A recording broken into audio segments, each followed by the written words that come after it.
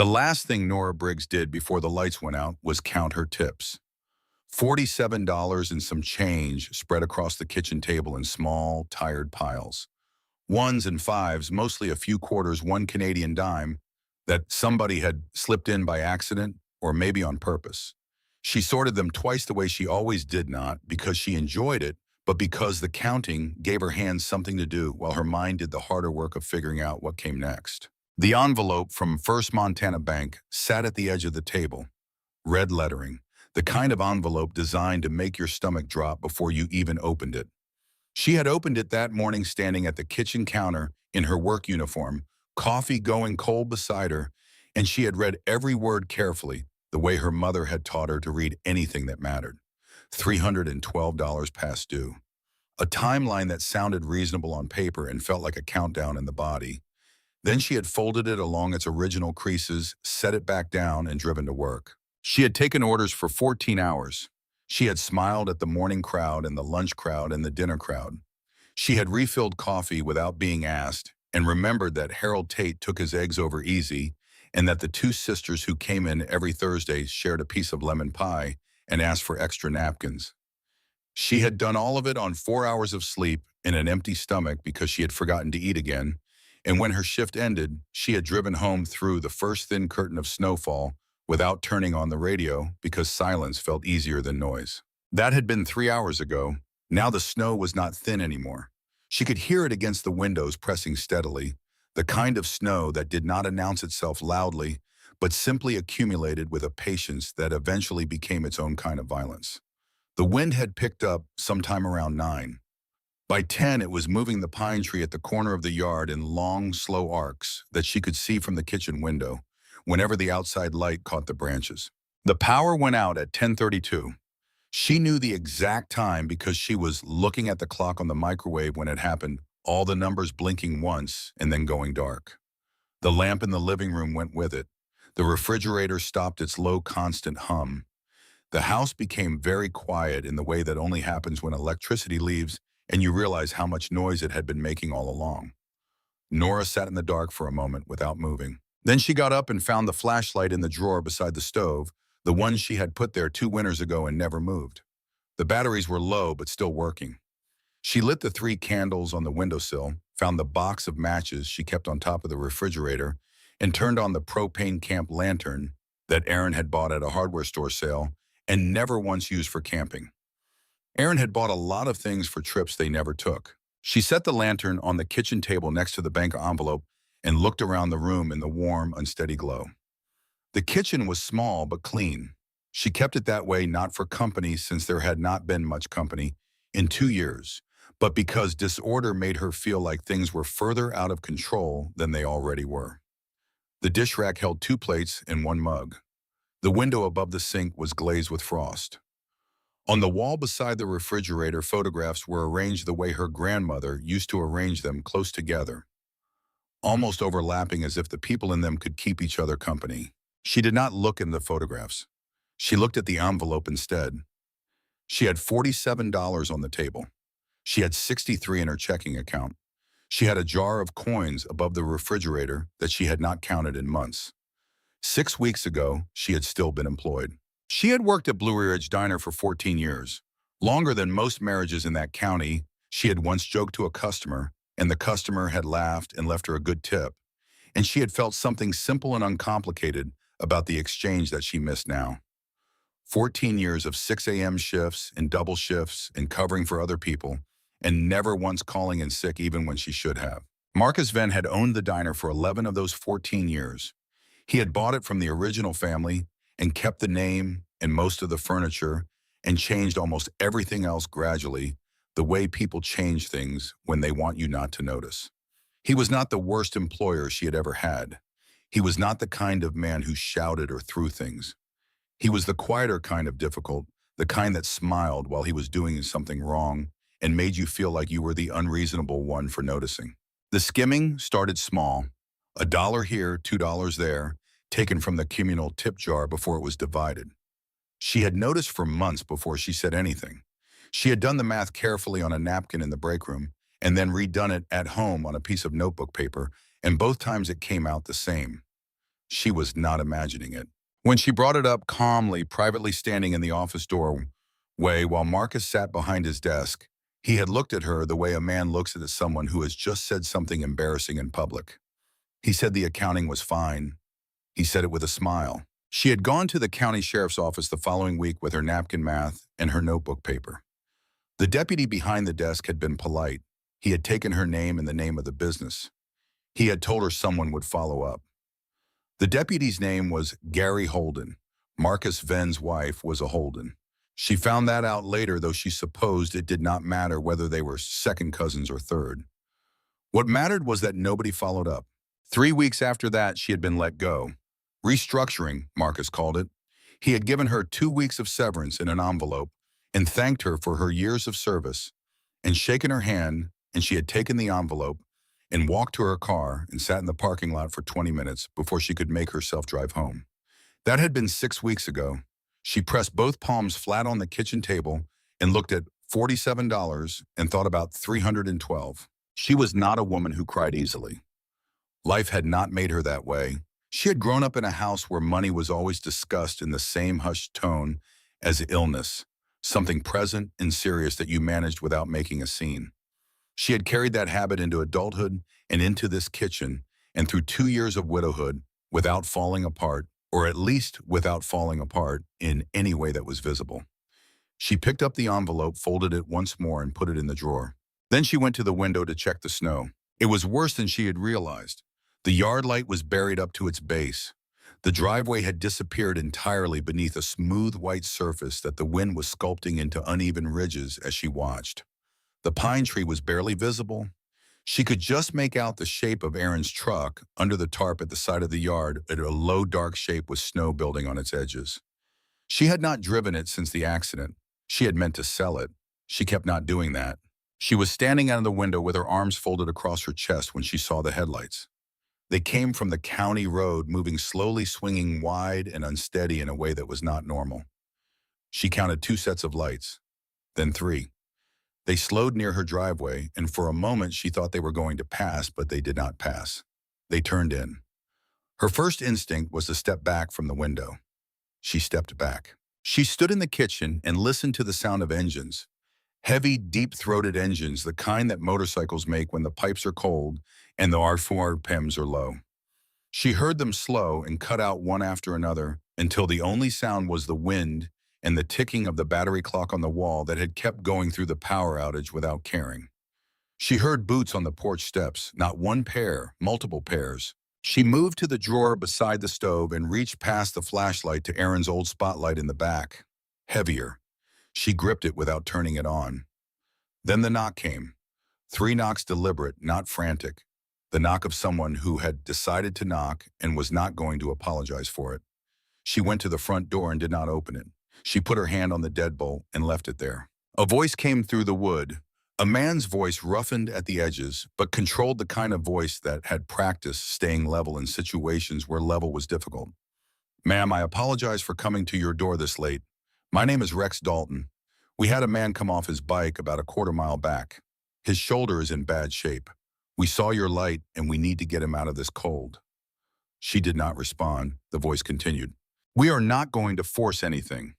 We will stand here until you say yes or no, and we will respect either one. But I want you to know that my man is in real pain, and the temperature is dropping, and we have nowhere else to go on this road tonight." She moved to the narrow window beside the door and pressed the curtain aside with one finger and looked out. The porch light was out with the power, but the snow gave off its own pale brightness. She could see them. 5 men on the porch and more shapes behind them near the driveway, others standing by the bikes. They were large men in dark leather jackets with snow whitening their shoulders and the tops of their heads. The one who had spoken stood slightly apart from the others, not aggressive in his posture, but not unsure of itself either.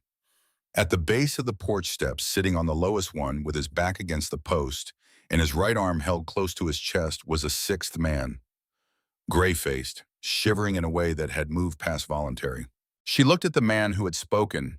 He was facing the door, not the window, but she could see his hands, both of them hanging at his sides.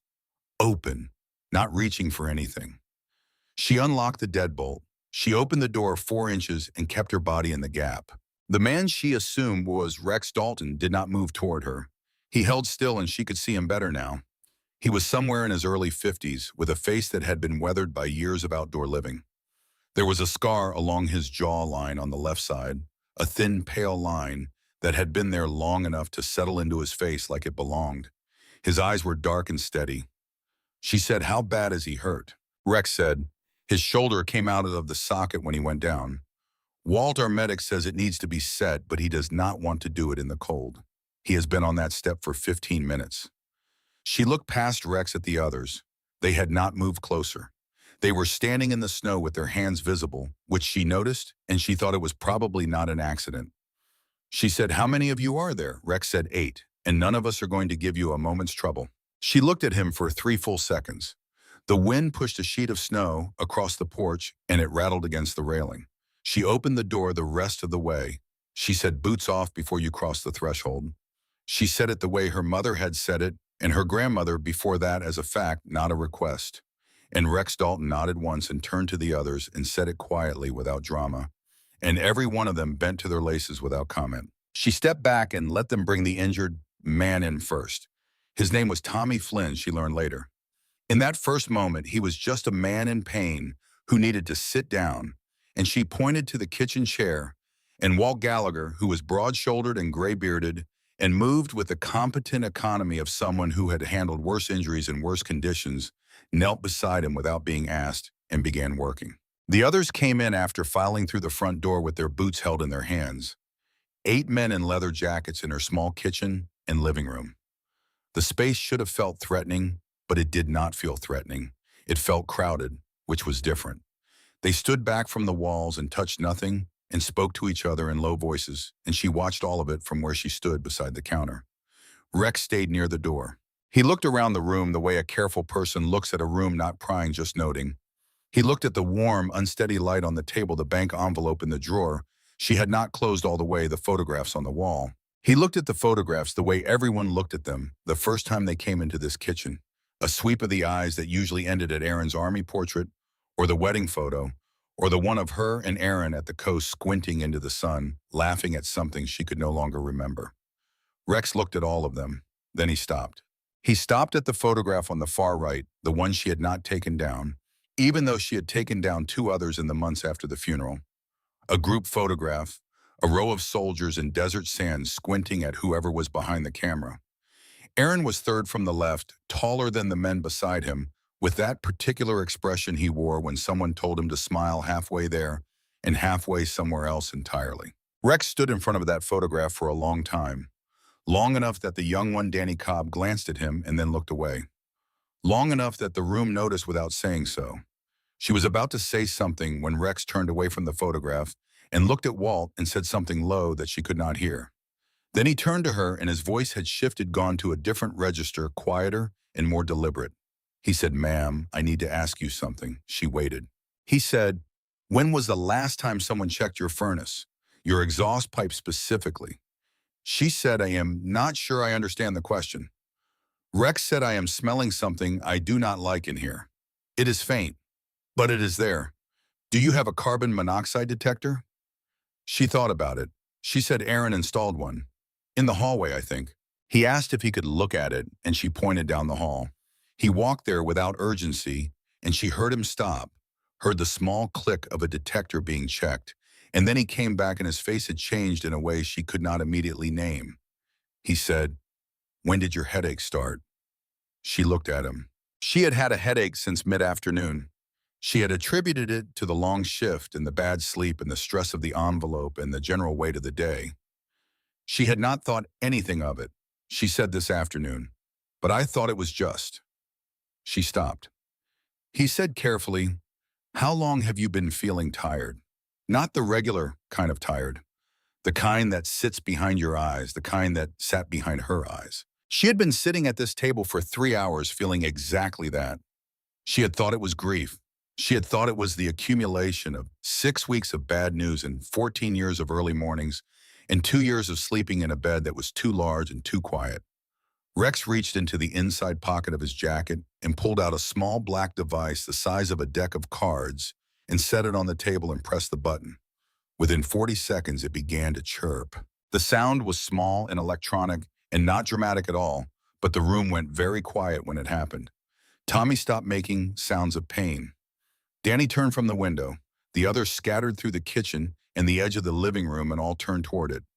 Nora looked at the device and then at Rex, and she felt something cold move through her that had nothing to do with the temperature outside. Rex said, "Your exhaust pipe is probably cracked or clogged.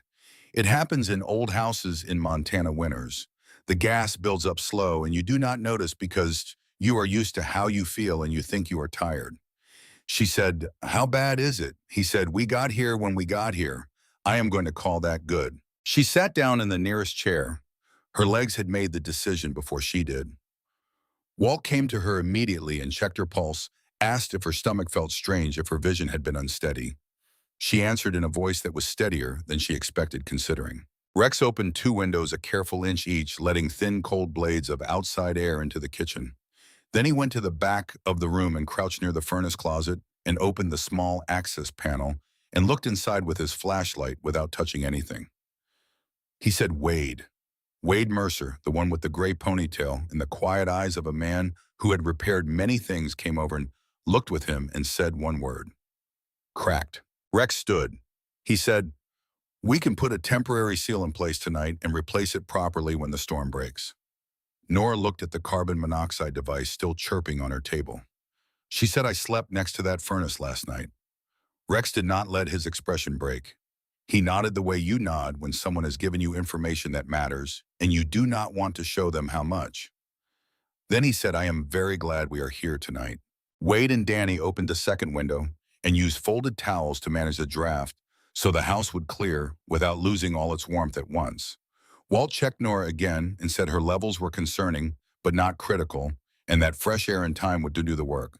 She sat in the chair and let them do what they were doing and thought about what it meant that she had been sitting at this table for 3 hours feeling like grief, and it had been something else entirely. Something invisible and patient and without any interest in whether she noticed it or not. Rex went to the garage access door at the back of the kitchen. The interior door that led to the small attached garage where Aaron's tools were kept and his workbench and the things she had not yet gone through properly. He did not go in. He stood at the door with his hand on the frame, looking into the dark of it with his flashlight pointing at the floor.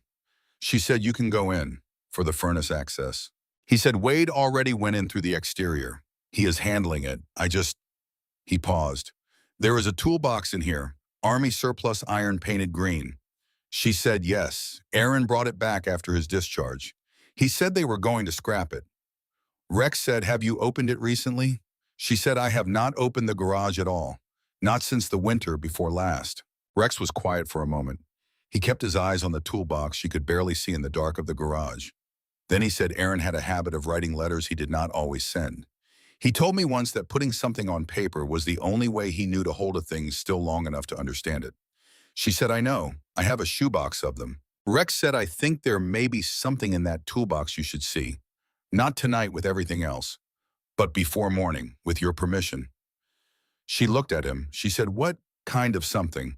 He said, "The kind that belongs to you and should not wait any longer than it already has." She told him yes. He went into the garage carefully the way a man moves through a space that belongs to someone else, and she could hear him opening the toolbox, the particular sound of iron latches, and then a silence that lasted longer than it needed to for a simple search. When he came back, he was holding an envelope. It was unsealed. The outside had a name on it in Aaron's handwriting, Rex Dalton. Address below it, a P.O. box in Missoula that Rex had probably not used in years. Never sent, never received, sitting at the bottom of a green Army toolbox in a garage on County Road 12 for 2 years because the man who wrote it had run out of time before he could mail it. Rex held it for a moment without speaking. She said, "He wrote to you?" Rex said, "It looks that way." She said, "Did you know?" He said, "No." She said, "Do you want to read it now?" He set the envelope on the counter carefully, the way you set down something you need to think about before you open. He said, "Not yet. There is something I need to tell you first, and I want to tell you before I read what he wrote, so you know I am not telling you because of whatever is in that letter." She waited. Rex looked at the photograph on the far wall again. He looked at it from across the room, and she saw the same thing move through his face that she had seen earlier. Something old and unresolved, something that had been carried quietly for a long time. He said, Aaron Briggs and I served together for part of a deployment. I knew him as Wit. Everybody had a short name over there. The kitchen was silent except for Tommy's breathing and the wind and the small, ongoing sound of the detector. She said, how do you know his name? She meant from the photograph, not from before. She wanted to understand the sequence. Rex said, because I knew him. Before the photograph. I recognized him the moment I walked in. She stood very still. He said he was a good man, not in the way people say it when they mean nothing by it, in the way that is hard to be. She turned back to the counter and did not want him to see her face in that moment. Not because she was ashamed of what was there, but because some things belong to you before they belong to a room. After a moment, she heard him move not toward her, just a shift of weight, and he said, I am sorry for your loss. I should have said that first. She said, you led with saving my life. I think I can forgive the order. She heard someone in the room exhale almost a laugh, and the room settled back into its quiet. She put the coffee pot on the camp stove and lit it, and stood with her back to all of them, for a moment looking at the small blue flame, thinking about Aaron and his short name, and the men who had known him in a place she had never been, and the way loss works, how it keeps finding new shapes, how it arrives in kitchens during blizzards, in the hands of strangers, holding envelopes. Your husband wrote and never sent. When she turned around, Rex was sitting in the chair at the far end of the table, and he had folded his hands in front of him the way a man sits when he has decided to stay. He said, we are going to be here until the road opens. If you want us outside, we will be outside. She looked at him. She said, you will be inside. She said it as a determination, not a kindness, and went back to the coffee. Outside, the blizzard pressed against the windows with the same steady patience it had been pressing with all night. Inside, the warm, unsteady light held its circle over the table, and the 8 men in leather jackets who had come out of the storm and turned out to know things she did not know about both of the dangers she was living with. One danger she could see, one she had not been able to. And the man sitting at the far end of her table with his scarred jaw and his steady eyes and an unsent letter in Aaron's handwriting on the counter beside him had walked through her door and named them both. The coffee began to boil. She got down 8 mugs from the cabinet, the mismatched ones she kept because Aaron had never liked matching sets, and she set them on the counter in a row and held on to the edge of it for a moment with both hands, just for a moment, while the steam rose around her face and outside the Montana blizzard buried County Road 12, another inch deeper, and Rex Dalton sat at her kitchen table, and neither of them said anything at all. Sometimes silence does not mean emptiness. Sometimes it means that something has finally stopped moving long enough to be seen. The coffee was strong because she had made it strong the way Aaron had always liked it, and she did not think about that until she had already poured the first cup and set it in front of Rex and seen the way he wrapped both hands around it with the unconscious gratitude of a man who had spent a long time in the cold. She poured the rest and set the mugs along the counter, and the men came forward one at a time and took them with quiet thank yous and settled back into their positions. Walt was still working on Tommy, who had stopped making sounds and was breathing carefully through his nose, the way a person breathes when they have decided that stillness is the only thing that helps. Danny had taken a position near the window and was clearing frost from the glass every few minutes with the side of his hand and looking out at what the storm was doing. Rex held his mug and looked at the table. Nora sat across from him in the middle where she usually sat when she was eating alone or paying bills or reading the mail she did not want to read. Between them, the space held everything that had been said and everything that had not yet been said, which was considerable. She said, how long did you serve? Rex said 11 years, 2 deployments. She said Aaron did 8, 1 deployment. Rex nodded. He said, he talked about coming home. Most men talk about a lot of things, but Aaron talked about specifics. He talked about the drive from the airport, which exit to take to the shortest route. He talked about what he was going to cook the first night back. She almost smiled. She said he could not cook. Rex said he knew that. He said he was going to try anyway and that you would pretend it was good. She looked down at her coffee. He had tried. The first night back, he had made something with chicken and rice that he called a recipe, but was clearly improvised. And they had sat at this very table and she had eaten all of it and told him it was good. And he had known she was pretending, and she had known he knew, and neither of them had said so because some kindnesses work better when they are not named. She said, "When did you last see him?" Rex said before the second half of his deployment. "He rotated home and I stayed over. We exchanged a few letters after that. Then life moved the way it moves." She understood that. You meant to keep in touch, and then enough time passed that reaching out felt complicated, and then more time passed and the complication became its own kind of permanent. She said, "He never mentioned your name. I am not saying that to be unkind. He did not talk much about over there." Rex said, "A lot of men do not." She said, "Did you know he was gone?" Rex set his coffee down. He looked at it. He said, "I found out about 2 years ago through the chapter network. Someone knew someone who knew his unit. I found out and I sat with it for a while." She waited. He said, "I should have come sooner. I have been through Billings 3 times in the last 2 years. I knew roughly where you lived. I could not make myself turn down the right road." She looked at him directly. She said, "Why not?" He said, "Because I did not know what I would say, and because some debts feel too large to show up for without something to offer." She said, "What did he do for you?" Rex looked toward the photograph from where he sat. He could not see it clearly from this distance in the low light, but he looked in its direction anyway, the way you look at something you know by heart. He said, "There was a night when I was not doing well. Not physically. The other kind of not doing well. I had gotten some news from home, and I was handling it badly, and I was alone with it in the particular way you are alone with things over there surrounded by people and completely unreachable." He paused. He said, "Aaron found me. I do not think it was by accident, though he never said otherwise. He sat down next to me on a concrete floor outside one of the utility buildings, and he did not ask me anything, and he did not tell me anything was going to be fine. He just stayed there for a couple of hours until the worst of it passed. And before he got up, he said one thing. He said, 'Nobody rides alone, Rex.' 3 words. He said it once, and then he did not say anything else. But I have thought about those words more than almost anything else anyone has ever said to me."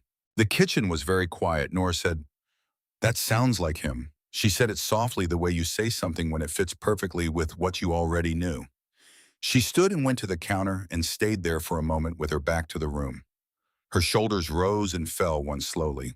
Then she turned around and came back to the table, and she was composed the way a woman is composed when composure has become structural. She said, "I lost the job at the diner 6 weeks ago." She did not know entirely why she said it. It arrived past the part of the brain that edits in the room before she had decided to bring it there. Rex looked at her and said nothing, which was the right response. She said, 14 years. Marcus Venn has been skimming from the tip pool for probably 4 of them, small enough that you could almost explain it away, large enough that when you actually added it up, it came to real money. Money that should have gone to my coworkers, the younger ones especially. Rex said, "You reported it. It was not a question." He said it the way a man says something when he already understands the shape of a story and is confirming one of its points. She said, "I went to the sheriff. The deputy took my name and my paperwork." Rex said the name before she could. Holden. One word like a period at the end of a sentence he had already read. She looked at him. "You know Gary Holden?" Rex said, "I know the type. Every county has one." She said, "Marcus Venn's wife is Gary Holden's second cousin. Whether that is the reason nothing happened, I cannot prove, Simone. What I can prove is that 3 weeks after I filed the report, I was called into the office and handed a severance envelope." Rex said nothing. He nodded slowly the way a man nods when something confirms what he already suspected. She said, "I kept everything. The napkins, the notebook paper, the dates. It is in a folder in the bedroom." Rex said, "Then we will need that folder."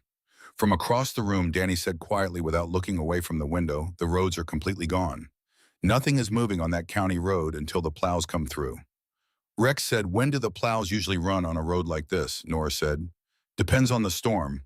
Could be 6 in the morning. Could be noon." Rex said, "Then we have time." Walt had stood up from beside Tommy and was rolling down his sleeves. Tommy was rotating his shoulder with an expression of cautious relief that meant the joint had gone back where it belonged. Walt said, "He needs to keep it still tonight." Rex said, "Understood." Tommy said from the chair with feeling, "Understood." Someone in the back of the room laughed quietly, and Tommy said something she did not catch. and there was a small ripple of sound that was warm and low and reminded her of the sound a room makes when the people in it have known each other long enough that even discomfort becomes communal. She got up and found the extra blanket in the hall closet and brought it to Tommy, who accepted it with a thank you that came from somewhere genuine. She was coming back through the hallway when she saw Danny standing near the wall of photographs. He was looking at them carefully, hands in his jacket pockets, head slightly tilted. He said without turning around, "Is this all family?" She said most of it. He pointed to the wedding photograph without touching it. He said, "That is a good picture." It was. They had gotten married in September on a Saturday when the light was doing something particular in the afternoon, going amber and long-shadowed. And the photographer had caught them between poses, not smiling for the camera, but looking at each other with an expression that had no performance in it whatsoever. She had looked at that photograph so many times in the last 2 years that she had stopped seeing it the way you stop seeing the furniture in a room you live in. Danny looking at it made her see it again. She said, "He hated having his picture taken." Danny said, "He looks like he forgot someone was taking it." She said, "That is exactly right." She went back to the kitchen and Rex was still at the table. He had moved the unsent letter from the counter to the table in front of him, but had not opened it. He looked at it for a moment and then looked at her and said, "I need to tell you something before I read this. Something I should have told you when I first sat down." She sat across from him. He said, about 3 months before the accident, Aaron filed a report with the county road department about a drainage problem on Route 9, out by the quarry turnoff. He had noticed a section that floods in early spring in a specific way that creates ice that is not obvious from a distance. He documented it carefully. He asked them to fix it. She set her coffee down. Rex said the report was received, it was logged, and then it was filed and not acted on. The county repaved that stretch of Route 9 4 months after the accident, quietly, without any public acknowledgement of why. She said, "How long have you known this?" Rex said, "About a year. A man in our chapter named Hector Weaver does road safety advocacy with a veterans group. He found Aaron's name on a county complaint log and connected it to what he knew about me. He told me because he thought I should know." She said, "And you drove through Billings 3 times. He met her eyes and did not look away and did not make excuses. She said, "Where's the report now?" Rex said, "Hector has a copy. I have one. It has been in my saddlebag for 8 months. He paused. "Every time I thought about turning down your road, I wanted to have it with me in case I finally did." She looked at him sitting across the table in her kitchen in the middle of a Montana blizzard with a copy of her dead husband's road safety complaint in his saddlebag and an unsent letter from that same man on the table between them.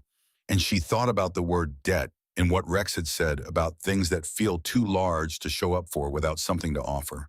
And she understood that he had been carrying 2 things for 8 months, and tonight the road had made the decision for him. She said, "Go get it." Rex went out the back door into the snow.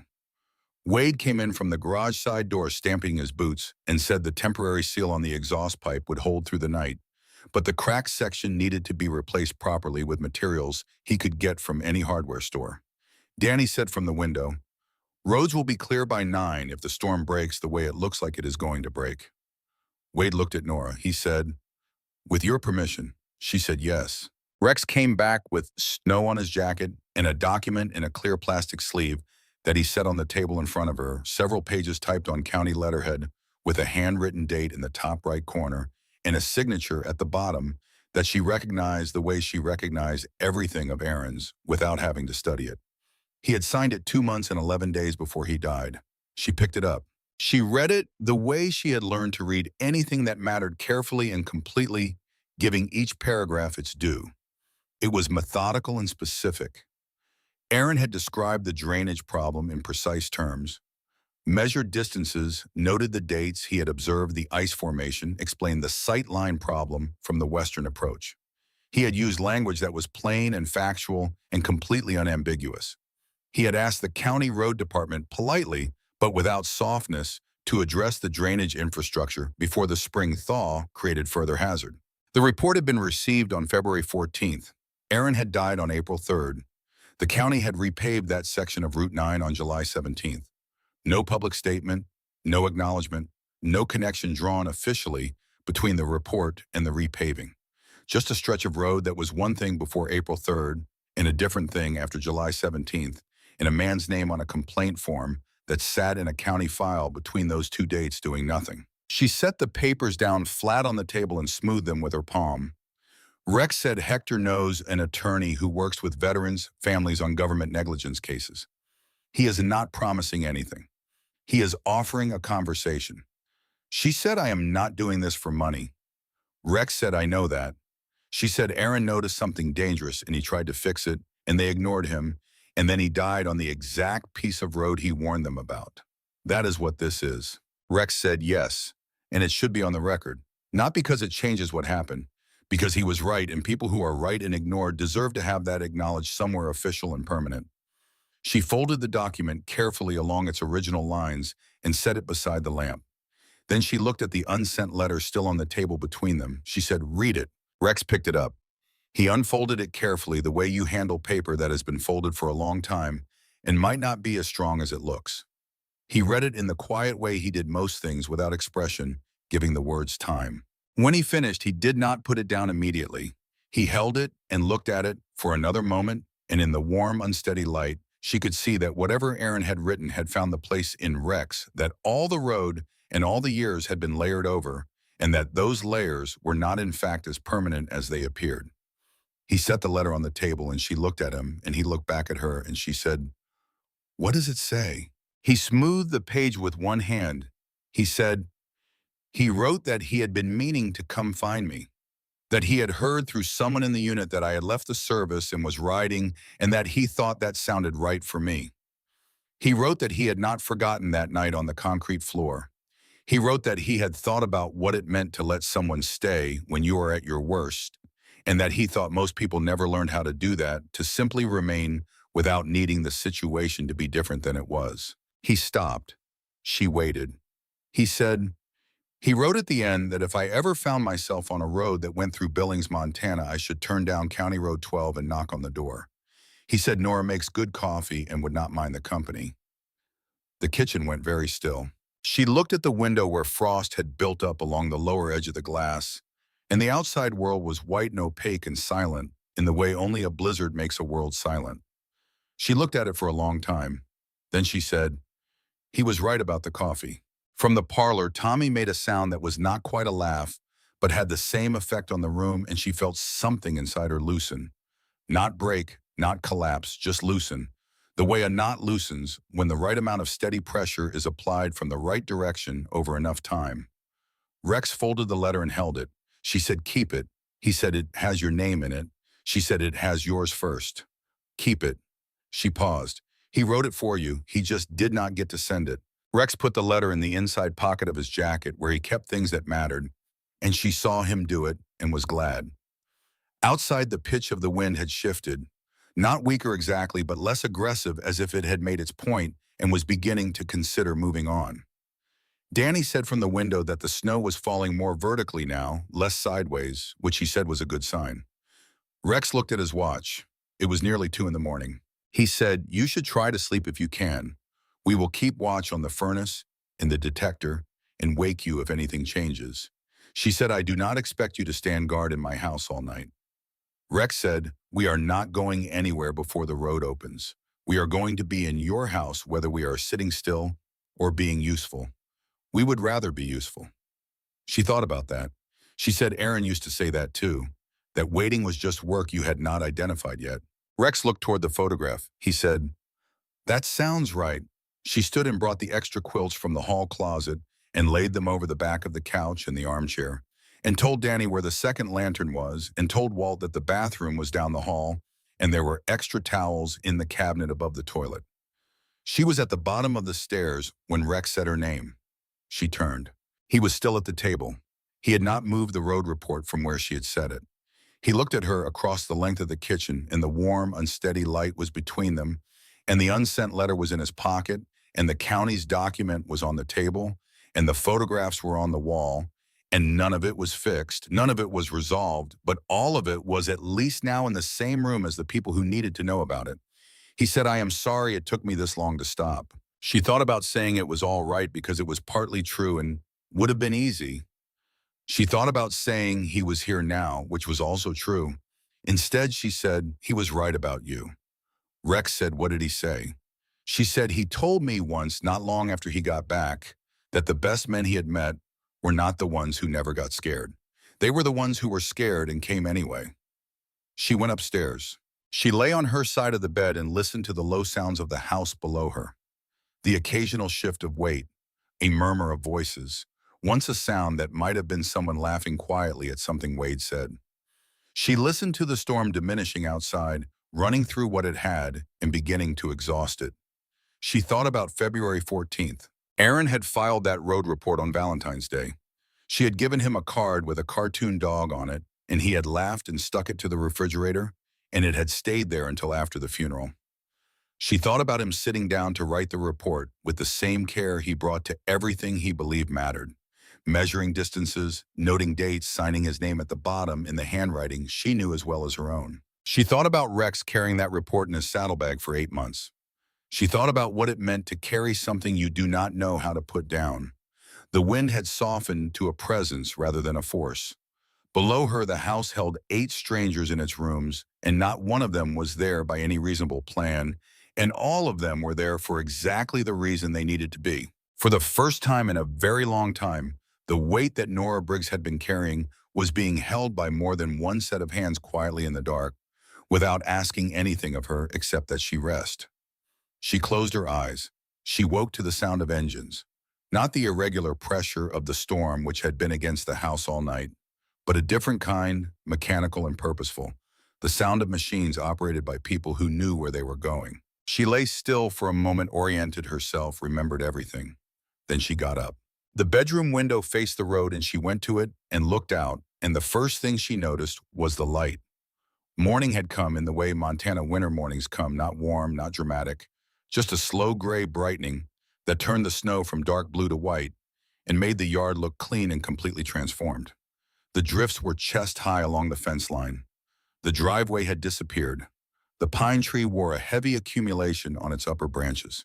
The second thing she noticed was the vehicles. A county plow had come through at some point, cutting a single lane down the center of County Road 12. Through that lane, moving in a slow, deliberate line, were motorcycles. She counted 14, then 20. They kept coming around the bend from the direction of town, moving carefully on the cleared surface, their exhaust making small white clouds in the cold air. Behind them came pickup trucks and a flatbed with something strapped under a blue tarp. She stood at the window in her socks and her flannel shirt and counted 31 motorcycles before she stopped counting. She went downstairs. Rex was at the kitchen window with his coffee mug, watching the road with an expression that was not quite a smile, but had the shape of one underneath. Danny was already outside, visible through the glass, standing at the end of the driveway, talking to the driver of the first truck. Tommy was sitting up on the couch with his arm in a sling, improvised from one of her diner aprons, looking like a man who had slept better than expected. Nora came to stand beside Rex at the window. She said, "You called them." Last night, he said, when the signal came back around 3, "I made a few calls." She said, "That is more than a few calls worth of people." He said, "A man named Hector Weaver made most of them. I just told him the situation and he did the rest." He paused. Some of them knew Aaron's name. Some of them just knew the situation. Either way, they chose to come. She watched a man climb down from the flatbed and begin untying ropes. When the tarp came off, she could see lumber and a generator still in its box and coils of copper pipe. She said, "They brought a generator." Rex said, "Yours is older than it should be for a Montana winter. Danny noticed it in the garage last night." She said, "I cannot let these people." Rex said, "They are already here." He said it without challenge, just as a fact, the way he said most things. He said, "You can tell them to go home if you want to. Every one of them will respect that and leave without an argument. Or you can let them do what they came to do. These are people who made their own choices before they got in their trucks this morning. Nobody called in a favor. Nobody owes anything." She looked out at this fence line. The motorcycles were arranged along the far side of the road. A woman in a winter vest with a Veterans Association patch was walking toward the house with a canvas bag in each hand. A man with a tool belt was talking to Wade near the side of the house, both of them looking up at the roofline. She had let 8 strangers into her house in a blizzard because a man was hurt, and her grandmother's voice had said, "You open the door when someone needs to come in." She had not expected that opening one door would eventually mean standing at a window watching 31 motorcycles parked along County Road 12 on a Tuesday morning in January. She went and put on her boots. She opened the front door. The cold came in immediately, sharp and clean. The particular cold of a Montana morning after a storm, when the air has been scrubbed by hours of wind. She stood on the porch and looked out at the yard and the road and the line of people who were beginning to move toward her fence. They stopped at the fence, all of them. The ones with lumber and the ones with tool bags and the woman with the canvas bags. They stopped and waited. She understood what they were waiting for. She said from the porch, "Come in." She said it clearly enough to carry across the yard, and they came through the gate one and two at a time, not rushing, moving with a deliberateness that felt like respect made physical. Some of them nodded as they passed. One older man touched the brim of his hat. Nobody spoke loudly. Nobody crowded her. A man with a tool belt who introduced himself as Carl Steele shook her hand and said he was a licensed plumber and heating contractor, and he would like to take a look at the furnace pipe if that was all right with her. She said it was. He went around the side of the house with Wade, and she heard them talking in the shorthand of people who understand the same systems. The woman with the veterans patch came up the porch steps and said her name was June Carver, and that she volunteered with the County Veterans Family Support Network, and that she had brought groceries and also some paperwork that might be useful, not urgent, just information she thought Nora might want to have. Nora said, "Come inside." The kitchen became a different kind of full than it had been the night before. The night before, it had been full in the urgent way of an emergency. Now it was full in the way of purpose, people moving through it with tasks, asking where things went, and waiting for the answer before putting them there. Danny organized the groceries with a seriousness that made her almost smile reading labels, before he put things in cabinets, asking which shelf she preferred. A man named Porter Weaver, who had done electrical work for 30 years, looked at her breaker panel and said it was original to the house, and he could bring it up to code if she wanted not today but soon, and that he would write up what was needed and leave it with her to decide in her own time. She sat at the kitchen table across from June Carver, and June set 3 folders on the table and did not open any of them immediately. She said, "I want to tell you what is in these before I show you anything." Nora said, "All right." June said, "The first folder is information about a property tax hardship deferral program through the county. It is not forgiveness, it is a delay with a manageable payment structure, and based on what Rex told me about your situation, you would almost certainly qualify." Nora said, "I did not know that existed." June said, "Most people do not. The county does not advertise it." June said, "The second folder is information about an employment discrimination filing through the State Labor Board. What happened to you at the diner has a name, and there is a process for addressing it that does not require a private attorney to initiate." Nora looked at the folder without touching it yet. June said, "The third folder is from Rex and Hector Weaver. It is a clean copy of Aaron's road complaint report and a summary Hector compiled of the county's response timeline. Rex wanted you to have a properly organized copy, and Hector wanted you to see the timeline laid out clearly because he says that when you see it in sequence, there is no ambiguity about what it means." Nora put her hand on the third folder. She said, "My husband filed that report, and 2 months later, he was dead on that road." June said, "Yes." Nora said, "And the county repaved it after." June said, "Yes." Nora said, "Does Hector think there is something that can be done?" June said, "Hector thinks there is something that should be done. He knows an attorney. He is not promising anything. He is offering a conversation." Nora opened the third folder. She read Hector's summary the way she had read Aaron's original report the night before. 4 pages plain and factual, laying out the timeline without editorializing because the timeline did not require it. February 14th report filed. March 2nd logged as received. No action noted. April 3rd accident. July 17th repaving. No statement, no acknowledgement, just the sequence. She closed the folder and said, "I would like to talk to the attorney." June wrote a name and a number on a piece of paper and slid it across the table, and Nora folded it twice and put it in her shirt pocket. Outside, she heard a vehicle slow on the county road. She went to the window and saw a dark green SUV with the Blue Ridge Diner logo on the side panel. Marcus Venn's personal vehicle, the one he used for supply runs. It slowed. 31 motorcycles along the road, 6 pickup trucks, a flatbed, men visible in the yard with tools and lumber, and purpose. Her front porch with people on it and the door open. The SUV came nearly to a stop.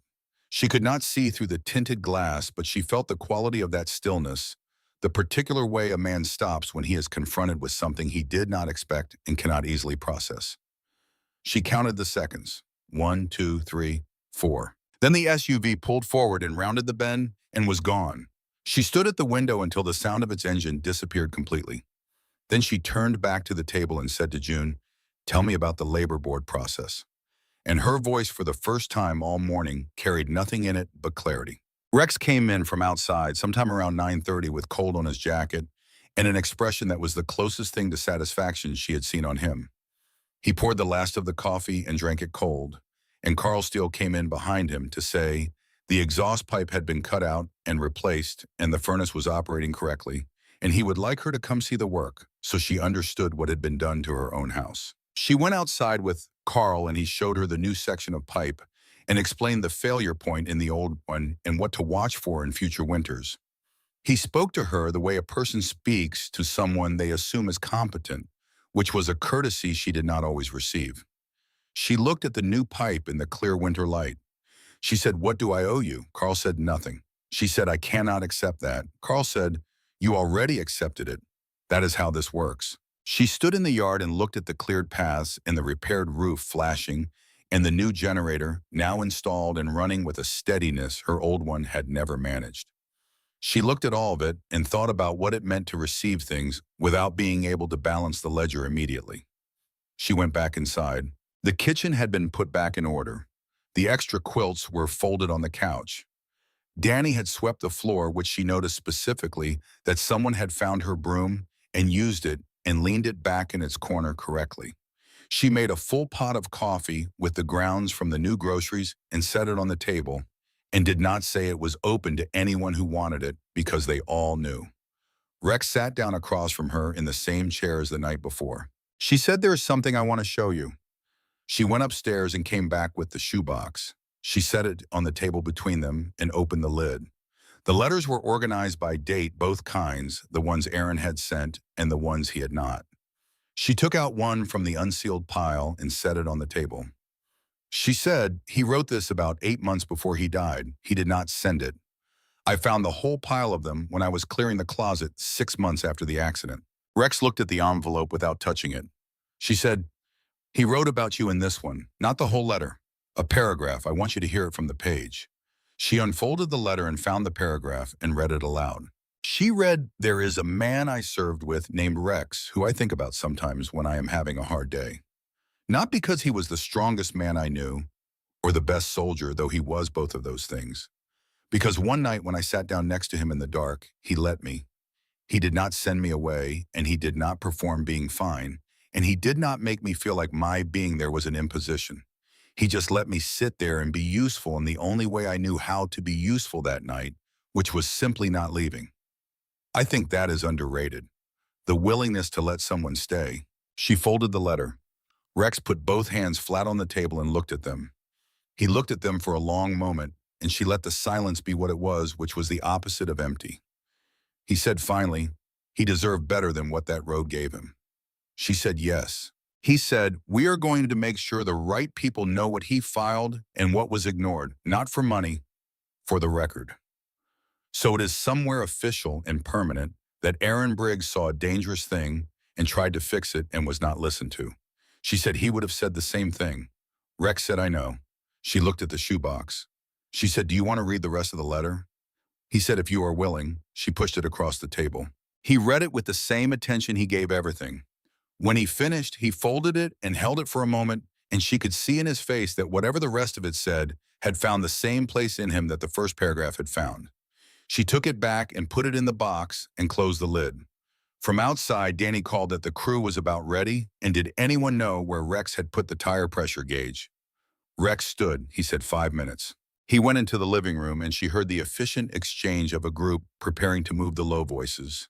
The sound of gear being checked, the back door opening, and cold air coming in. She put on her coat and went outside. They were gathering in the yard, the 31, and the original 8 mixed together now in a way that made it impossible to tell who had been there all night and who had arrived this morning. They were starting engines, pulling on gloves, moving in the patient, unhurried way of people who do not rush departures. She stood on the porch. Rex came out last.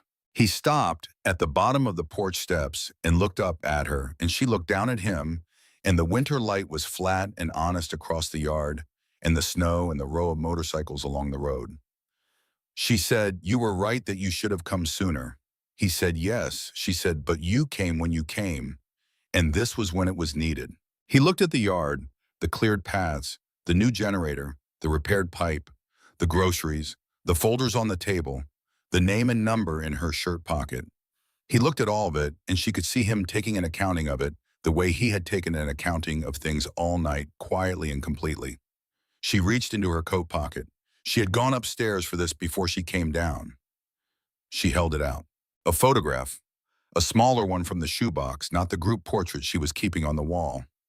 Aaron alone standing beside a truck somewhere dusty and bright, squinting into the sun, not posed, caught mid-motion, looking like himself in the way only candid photographs manage. She said, "I have copies. I want you to have this one." Rex took it from her hand and looked at it for a long moment. He said, "He looks like he is about to say something." She said he usually was. Rex put the photograph in the inside pocket of his jacket in the same place where the letter and the report had lived, and she understood that it would stay there, and that it would ride with him, and that it would be in that pocket through all the miles still ahead of him. And that understanding settled something in her that she did not have a precise name for but recognized as right. He said, "I am going to call you when we hear from Hector's attorney." She said, "I will answer." He said, "And I am going to come back through Billings." She said, "You know where the road is?" He put on his gloves and walked to his bike. She stood on the porch and watched the line of them get organized engines, starting one by one down the row, until the yard and the road were full of the sound of them. Wade came to the porch steps and shook her hand and gave her his number for the chimney. Tommy raised his good hand from across the yard, and she raised hers back. Danny, already on his bike, looked at her and nodded with the solemnity of someone young enough that solemnity still requires effort, and she respected him for making the effort. The line began to move. She watched them go down County Road 12 in a single file that stretched farther than she could see from the porch, their exhaust making a long, low cloud in the cold air, their engines filling the valley with a sound that carried across the snow and the fence lines and the bare fields all the way to the tree line. Rex was last. He paused at the end of the driveway and looked back once. She was still on the porch. The sun had come up properly now, and it was catching the snow, and the light was clean, and she was standing in it with her coat and her boots and her hands at her sides. And she was exactly what she was, which was a woman who had come through something and was still standing, which was not a small thing, which was in fact the main thing, and she thought Aaron had always known that about her, even on the days she forgot it herself. Rex touched the outside of his jacket over the pocket where the photograph was.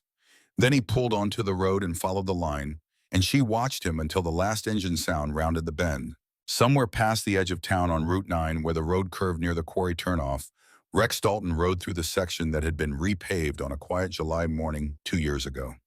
He did not slow down, but he put his right hand over his chest for the length of that stretch, the way a soldier acknowledges the ground where someone fell, and kept it there until the road curved away.